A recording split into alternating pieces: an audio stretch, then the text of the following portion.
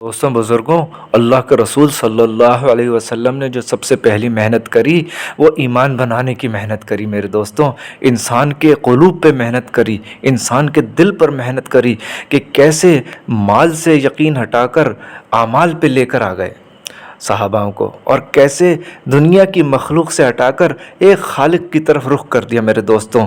اور میرے دوستوں دنیا کی تنگ اور تاریک گلیوں سے نکال کر میرے دوستوں آخرت کی وسعت جنت کی طرف رخ کر دیا میرے دوستوں۔ یہ محنت تھی میرے دوستوں، سب سے پہلی محنت ایمان بنانے کی محنت ہے میرے دوستوں۔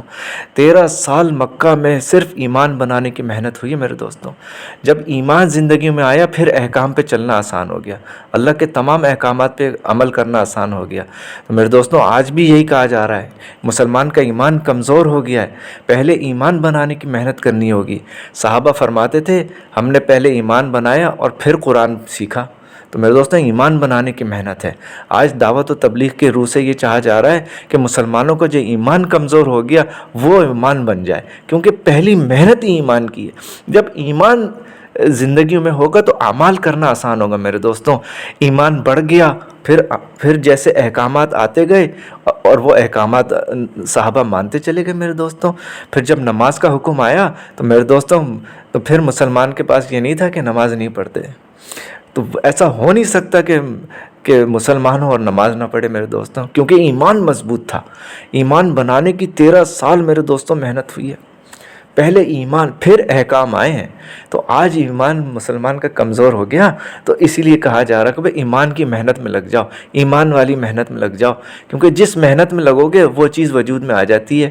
کارخانے کی محنت میں لگو گے تو کارخانے سے چیزیں ملیں گی، میرے دوستوں دکان کی محنت میں لگو گے تو دکان سے نفع ملیں گے۔ تو میرے دوستوں اسی طرح ایمان کی محنت میں لگو گے تو ایمان تازہ ہوگا، ایمان بڑھے گا، اور جب ایمان تمہارا مکمل ہو جائے گا تو اللہ کے تمام حکم کو ماننا تمہارے لیے آسان ہو جائے گا۔ آج دعوت و تبلیغ کی روح سے یہ چاہا جا رہا ہے میرے دوستوں کہ ایمان کو مضبوط کر لو۔ پہلے ایمان آئے گا پھر نظام آئے گا میرے دوستوں۔ پہلے تو ایمان آیا تھا، مکہ میں تو پہلے ایمان آیا تھا، پھر نظام آیا، کیونکہ نظام چلانے کے لیے ایمان والے لوگ چاہیے ہوتے ہیں۔ تو میرے دوستوں پہلے ایمان کو سیکھنا، ایمان میں بڑھوتی ہونا۔ اگر آج ہمارا ایمان بن گیا تو اللہ کے ہر حکم کو ماننا آسان ہو جائے گا میرے دوستوں۔